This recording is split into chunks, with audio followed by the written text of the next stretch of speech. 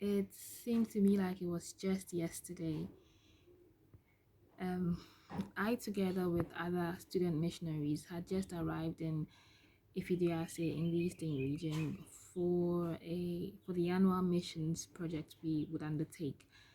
It happened to be my birthday, and so we were just winding down and kind of celebrating when I had a phone call from my dad, Professor Kofi Odro Efriye. He sounded pretty down on the other side of the phone, almost as though he was sobbing. I could sense that. And so I asked, "What's wrong?" And he says, "Professor Osae is dead. He died today." I can't explain how I felt. Over the years, we had built a bond with Professor Osae. I mean, constantly having lunch dates with him and my daddy. My twin sister and I had this ritual, I should say, of doing lunch with my daddy while we were on campus. So on the days that we had no lectures, we would meet up with him at the office, and or he would pick us up and take us to lunch. And on days we couldn't make it because of lectures, he would order meals and have them delivered to us after our lectures. So it was just a ritual we would have constantly, almost daily. And we would do this with Professor Osae on days he also probably had no lectures.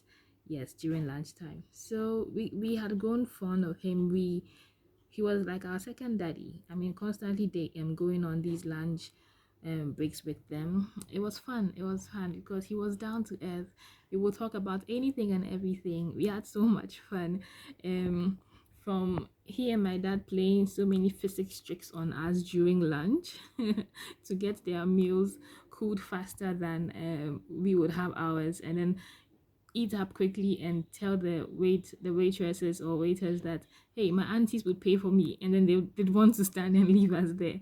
And it was just pranks that they would always try pulling on us, just to probably get us to quickly eat so we could all leave or something, just to have fun.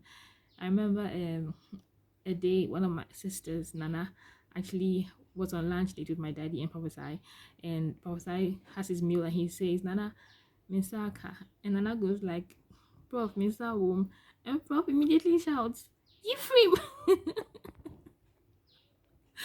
Prof says, "Ephraim, Ephraim, Akalaponi, to it, take your hands out." But it was just a joke, and I mean, she laughed so hard about it. She gets home and she tells all of us about it. My daddy is laughing. And the next time we go on lunch again with Papa Sai, he attempts it on us, and we tell him, "Hey, we know the trick," So, but he was such an amazing person. It's just unfortunate he had to leave on my birthday. So for some reason, I always remember him when it's time for my birthday. Myself and my twin sister, I remember him so well, and we're just glad that we had the chance to have met you, Prof. You used to talk about your kids from who in Motown, and I'm happy to say now I actually met them finally in person. I think it was a year or two after your passing. Yes, and we are still close. We still keep a bond, and mommy as well, such a gorgeous, strong, God-fearing woman. Yes.